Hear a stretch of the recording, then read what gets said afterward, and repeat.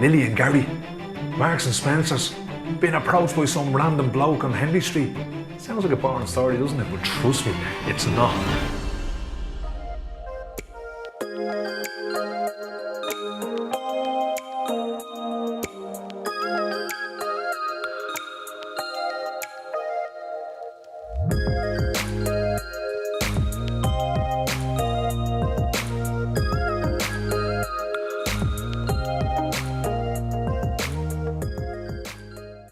How's it going? And thank you so much for choosing to spend a bit of time with me. Actually, with that in mind, be sure to stick around to the end, will you? Because I have a huge favour to ask you, a massive big favour. So stick around to the end to find out what that is. The title of this video is Lily and the Law of Attraction. What's that all about? I'm going to tell you a story. I'm going to tell you a story that I don't blame you if you don't believe me. Only for I had Lily there as a witness, I wouldn't probably believe it either. But in order to tell a story, I've got to give you a little bit of context. So the law of attraction, the universe, all that stuff, my personal journey with that began in prison. And anyone who's read my first book, Joys of Joy, will know there's a character in there called Sweeney Todd. And one day Sweeney Todd handed me a book, and that book was The Secret. And he's like, just give this a read, Gary. No pressure, just give it a read. And I remember going, yeah, I don't know, this isn't gonna be for me. I read it in one sitting and it completely changed everything for me. I love the idea that what you put out there, you'll get back. It nearly encourages it to be positive. And when I think about the absolute abomination I made in my life before prison and the type of person I was a horrible human being, a liar, a scumbag, you know, I was all them things. And I used to sit before prison and think, God, why is my world so negative? And it's not surprises, everything I put out there was negative. I really bought into the law of attraction. And the one person I really wanted to buy into with me was Lily, but I was having a torrid time trying to get her to believe in it. And then this happened. So in order to tell this story happened on a Friday afternoon, but it actually began 2 nights before that. And 2 nights before that was when I launched this. Oh, look at that picture. I don't know. Thank you so much to everyone who bought that book and any of my books, by the way. Your support blows my mind. But on the night of this launch, there was 2 ladies that were to be there. Dee, who's a dub that moved to Kerry, and her friend Diane, who lives in Kerry. And myself, Dee and Diane, the day after the launch on the Thursday, were due to go to the Doll. It's a whole different video, and I'll tell you all about that again. So I got a phone call from Dee that morning saying, look Gary, we're due to be in Dublin the next day for the Doll, so we're probably not going to come up tonight to be there for your lunch. And although I was really disappointed, I completely understood. Fast forward to the night, incredible night. I know some of you were there, and thank you so much for sharing it with me. And at the end of the night, I do have to sit at the table and I'm signing books. Next of all, I look up and there's Dee and Diane, and of course, you know me, I'm hugging them. It was lovely, it was just lovely. They just thought the last minute, very last second, they threw some clothes into a bag, jumped on a train and came down for the book launch. So we made arrangements to meet each other the next day for coffee before we were all to go to the Doll. So the next day, it was a beautiful sunny day. I walked into town, I'm on cloud 9. I've just published my 2nd book. I'm heading into the Doll, I mean, life was good. I met the 2 ladies in a coffee shop just around the corner from the Doll. And as I approached, Diane said to me, oh Gary, you don't have a couple of your books there with you, do you? And I answered it like a gobshite. I was like, oh yeah, I usually carry a bag full of them around me, yeah? Gobshite. And I said to her, you bought 2 copies last night. I signed 2 copies. And she said, oh Dee, tell him. And they said, Gary, we were wrecked last night. We were so tired. We didn't even know where the B&B was where we were staying. So the porter in the place where you were having your lunch, he was so helpful. He actually brought us to a bus stop, told us what to do, told us exactly where to go. The bus pulled in, myself and Diane were crestfallen. We got on the bus, we sat down, I looked out the window, and there's this brown paper bag. And in that is Diane's 2 books. And I kind of said, Dave, wouldn't you ask the driver to stop? Just jump off and grab them.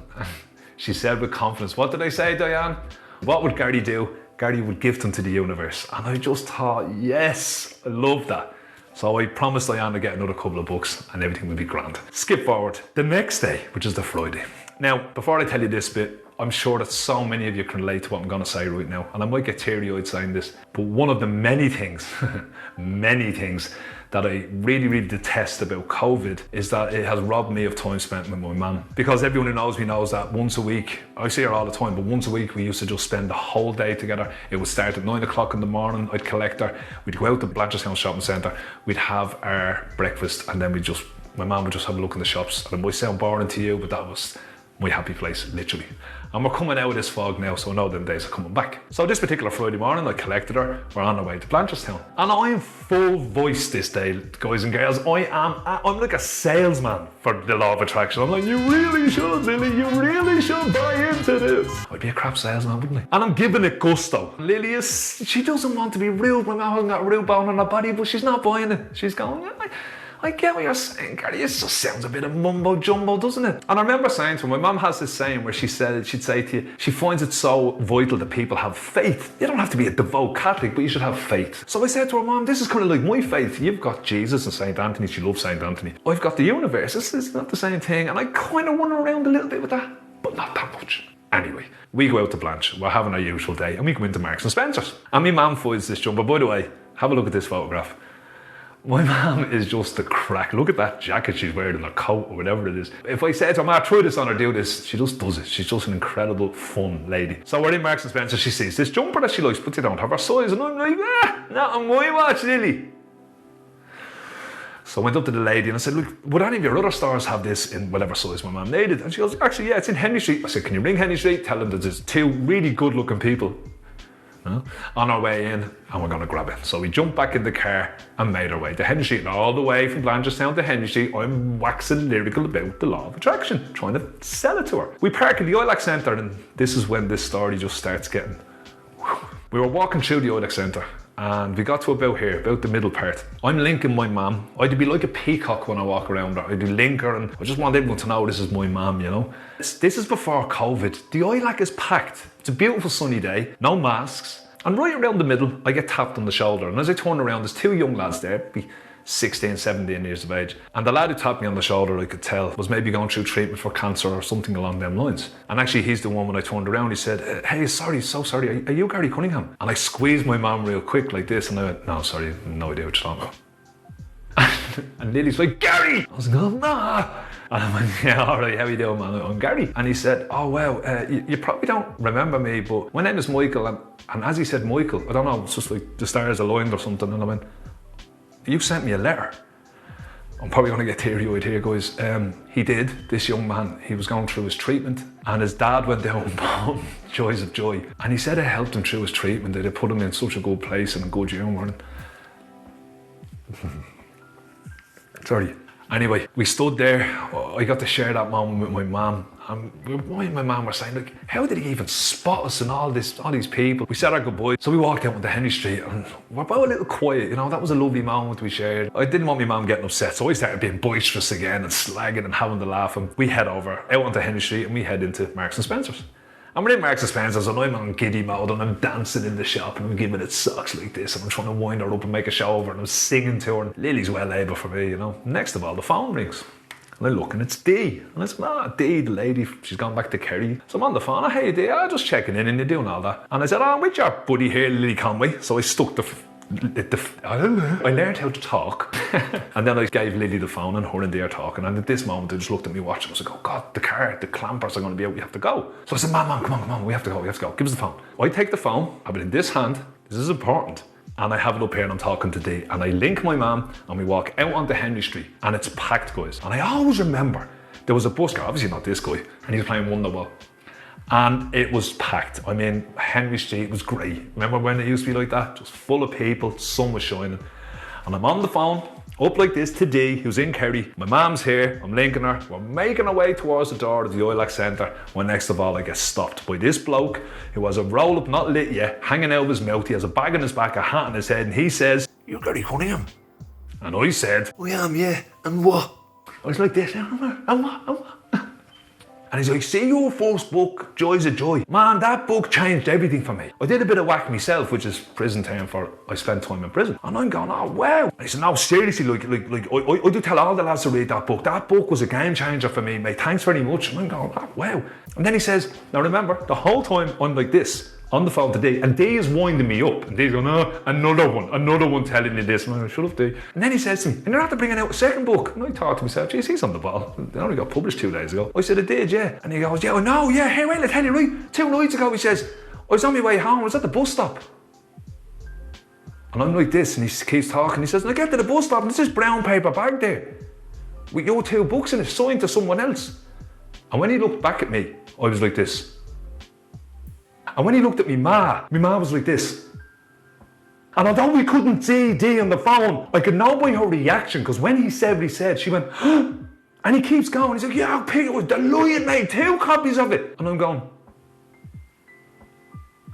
And I hand him the phone. And he's like, oh, and I went, the woman who lost them books is currently on the phone to me. She lives in Kerry. Just say hello to her, will you? And he did the best thing. He grabbed the phone and he goes, how are you? What? Yeah, here, you're not getting the back, yeah? I love that. But I'm like, he hands me back the phone. He doesn't get that I'm standing there and serendipity is happening all around me.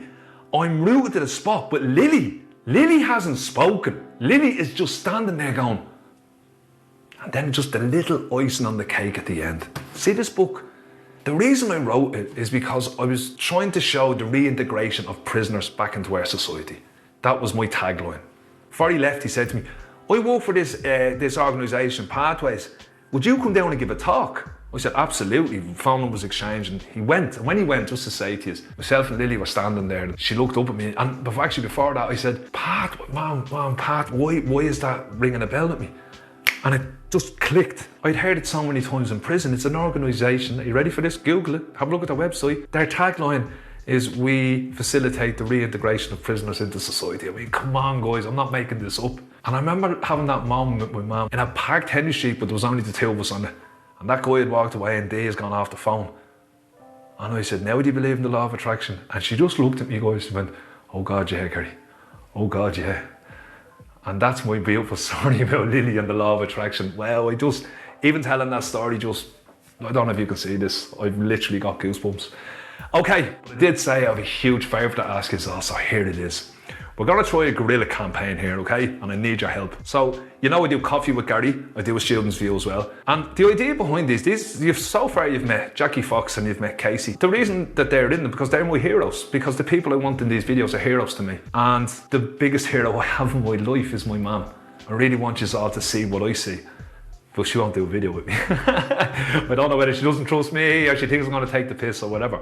So I have an idea. I need your help. For those of you that are on Facebook and you're friends with my mum, even if you're not friends with her, will you go to her page and publicly write, Lily, do a video with Gary, will you? And then in brackets write, Gary sent me. Can you all do that for me, please? Let's kind of bully her into this, I suppose. And before I go, Mum, sorry. But also, I have got a little surprise for you, Mum. For everyone else, first of all, in prison, in Locken House, I wrote a song for my mum called She. And a little context behind this. My mum hates being referred to as she. Hates it. That's why I called it She. And actually, there's a line in the song where I wanted to say the word she as many times as I could to wind her up. So when you hear the line, she is all I need, that's me literally taking the piss. What I didn't see happening was my mum absolutely adores that song. Whoa. And although I won't have fits, I hear doing them amazing back and focus. What I'd love to do for you guys, but especially for my mum, is I'm going to press stop now, say goodbye, reset up this camera. I'm going to grab my acoustic guitar and I'm going to sing it just for you, Mum, acoustic. Thank you so much, guys, for spending this bit of time with me today.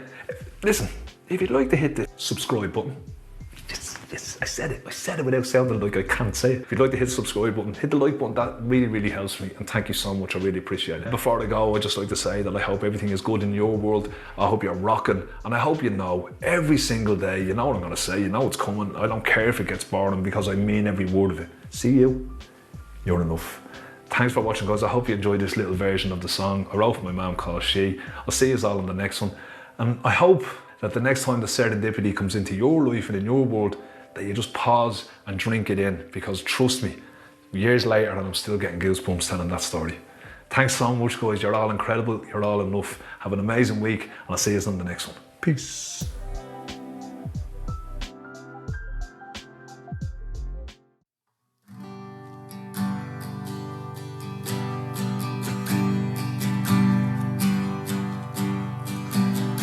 She puts the sunshine in my world. Sent down from above, she raised us up, we just can't get enough.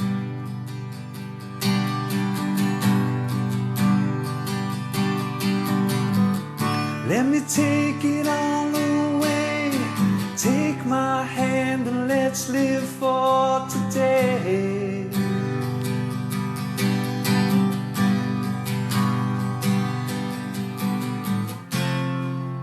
She makes it all worthwhile. A perfect imperfections blown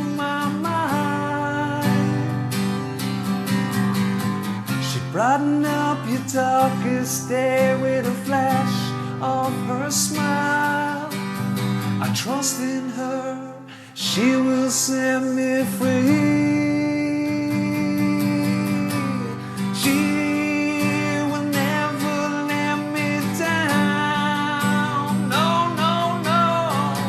She made this boy become a man and makes me wanna be the best I can.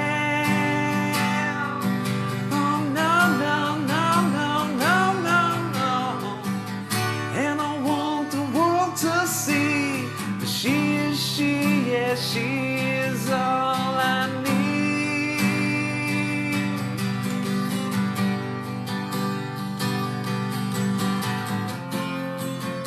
She makes it all worthwhile. Her perfect imperfections blow my mind. Her inner strength that knows no bounds, yet it's there for all to see. I thank God for her, 'cause she completes me.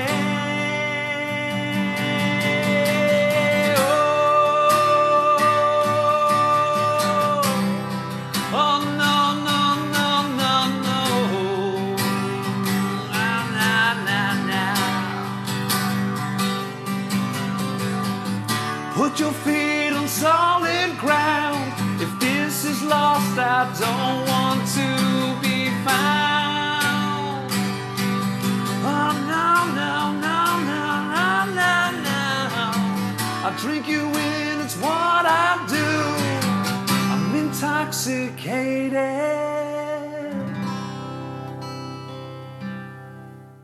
by you.